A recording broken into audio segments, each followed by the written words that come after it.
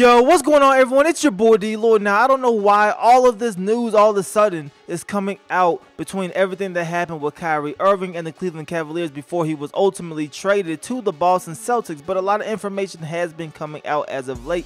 Like I said, I don't know if there's a specific motive behind it or people are now just talking, but this news, we're going to be talking about Kyrie Irving and the San Antonio Spurs. Now, according to Woj of ESPN, the Spurs didn't just try to get Kyrie Irving.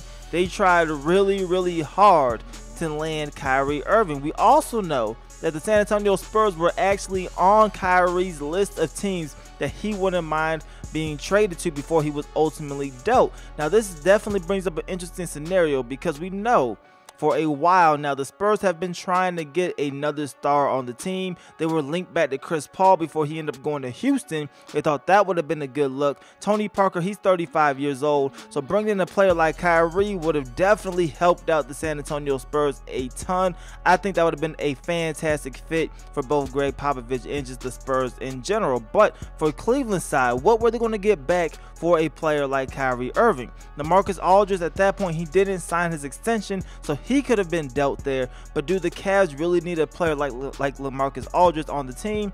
Danny Green could have been a player possibly they could have traded for, but really nobody else of interest that could have went to the Cleveland Cavaliers at that point. If you're looking for another point guard, Tony Parker, he is old. I believe he's 35 years old. Patty Mills isn't trade eligible until January 15th, so you really don't have a ton of other players that you could have went with. You do have Murray, but he's still young, and I don't think he's ready to be a full-time starter. So I think they made the best move shipping him out to Boston in terms of straight value. But it is interesting that Kyrie had an opportunity maybe to go to the Spurs. The Spurs did try to get him, and if it did work and he did go to the San Antonio Spurs, I definitely think that he might be the best team in the Western Conference. I know that's pushing it, but having a player like Kyrie and a coach like Greg Popovich, they could do a ton of stuff, and you still have Kawhi Leonard there as well. So I would have been excited to see that happen. It didn't happen. He's in Boston doing his thing down there. But the question in this video is, how good do you think the San Antonio Spurs would have been if they were able to land a player like Kyrie Irving? Do you think they would have been the best team in the West,